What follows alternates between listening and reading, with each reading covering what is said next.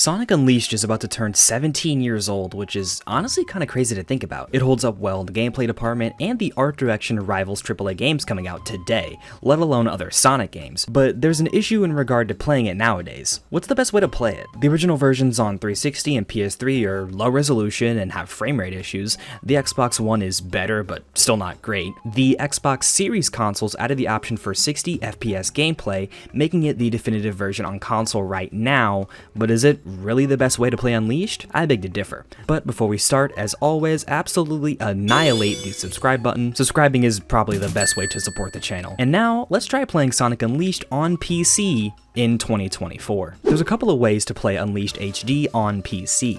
Let's start out with RPCS3, a PlayStation 3 emulator. While it's not unplayable, it's far from ideal at the moment. Thankfully, it operates without any graphical issues, but the frame rate is awful. My computer is pretty mid-range, but I'm able to emulate other PS3 games perfectly, so the performance here is kinda disappointing. Even at the original resolution of the PS3, it runs worse than real hardware. If you can't run Xenia, it might be worth doing, but if you can, I wouldn't be bothered with this. Going over to the other side of the pond, we've got Xenia, an Xbox 360 emulator. This one is much more stable than the PS3 emulator. With a couple of tweaks using the Unleashed mod manager, I'm able to get a locked 60 FPS at 1440p all day. And wow, you can really appreciate the art direction a lot better when it's at such a high fidelity. Some of the textures still look halfway decent at this resolution too. It really shows how well Unleashed has held up all these years later. But how does it compare to Xbox backward compatibility? The interesting thing is that on Series S and X, the game still runs at 720p,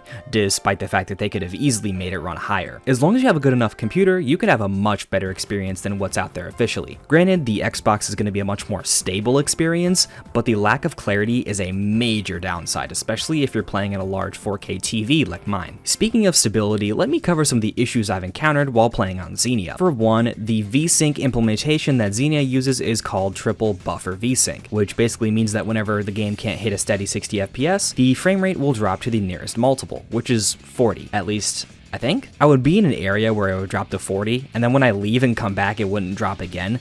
I'm pretty sure it's due to VSync, but I can't tell. I've had the game drop to above 40, which would imply the game isn't using triple buffer, but I don't know. Either way, I wasn't able to consistently avoid these 40 FPS frame drops, likely due to my hardware being mid-range. 200,000 views and I'll get a better graphics card and processor, because that's the only way I can pay for it. The other issue I had was, Jesus Christ, flashbangs. Without mods, you're getting flashbanged the whole time. If you don't want to be flashbanged, you can either play at 720p, which defeats the purpose of playing on PC, or you can use a mod created by Starlight or Sticks Unleashed. It's a work in progress as it doesn't fix every flashbang you could ever come across. I think the longer you play the game in cache shaders, the more flashbangs you can encounter, even with the mod enabled, I think. I can't really tell, that's just kind of my theory. The last major issue I encountered was due to my AMD GPU. For some reason, the grass in the daytime Missouri stage just explodes.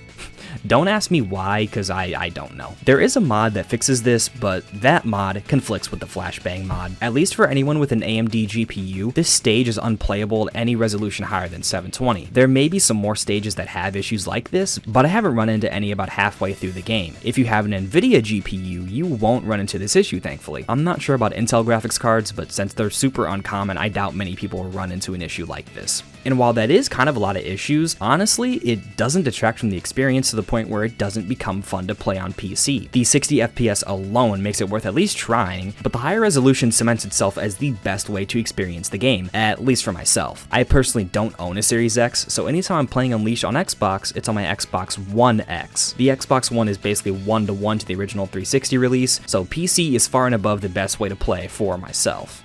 But what if your computer isn't as good as mine? Or maybe it's super old. To make sure I had a clear picture of the current state of Unleashed emulation, I tried out the game on my old HP ProDesk. The specs are an i7-6700, which is a 4-core 8-thread part from the Intel Dark Ages, has 256 gigs of SSD space as well as 12 gigabytes of RAM. The specs are kinda funky, but all we really care about for emulation is the processor and graphics card. And speaking of GPU, I have two different cards I tried out. One is an EVGA GTX 1066 gig, while the other is an OEM GTX 1660 Super. As for performance, overall, it was quite impressive. At 720p, both GPUs were able to maintain a 60 FPS lock, for the most part. Anytime you had a lot of moving parts on screen, like if you destroyed a whole pack of robots, the frame rate would drop. And sometimes the frame rate would drop just by being in an area with lots of NPCs or enemies. Another thing to note is that the GTX 1060 was suffering from pretty consistent crashes. Not really sure why, as the GTX 1660 wasn't crashing in the same way. If I had played the game more, the crashing would go away, apparently. Definitely something to note if you're on a Pascal GPU. Other than that though, the gameplay experience was quite tolerable. I also tested out another PC to get a clear picture on how the game runs on slightly newer processors. This Dell Inspiron has an i7-8700, which is a 6-core 12-thread part, 512 gigs of SSD storage, and 12 gigabytes of RAM again. And for this one, I only bothered trying out the 1660 Super. And once again, at 720p, the frame rate is quite good. Like with the weaker system, the frame rate can drop in intensive scenes, but the drops aren't as drastic, likely due to the better processor in the Dell system. As far as 1440p goes, it's still not really playable. I found that I was able to get a fairly consistent 30 FPS,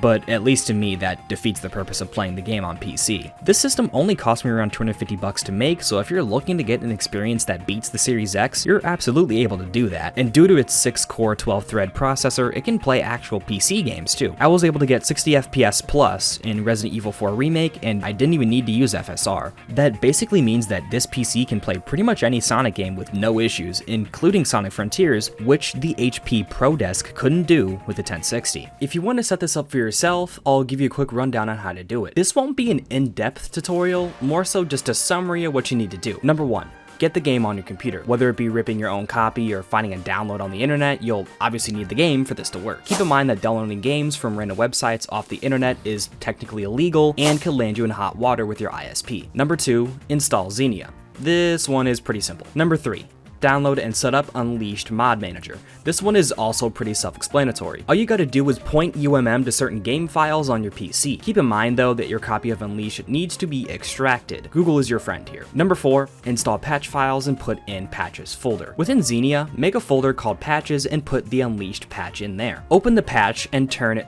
1280 by 720 to true. Otherwise, Unleashed will run at a nasty 880 by 720. You'll also want to enable 60 FPS gameplay while you're here. And that's it. Once you have the game, it takes no more than 10 minutes to fully set up. It's a bit more involved than something like RPCS 3, but the results are infinitely better, so it gets a pass from me here. Before I go, I want to discuss something that was shown off as I was making this video.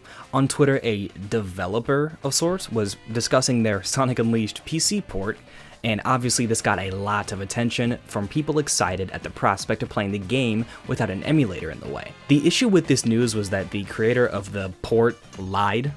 Pretty much. They had framed the tweet as if it was a native version of the game, when in reality it was just a fork of Xenia. And not even that, it was community-made fixes that they didn't make. According to Whisper, the creator here, the native PC port was to come out in 2 or so years, which really shows that they don't know what they're doing. The Ocarina of Time decompilation took around 3 years to get done, so how could a game that's magnitudes more complex on more intricate hardware take only 2 years?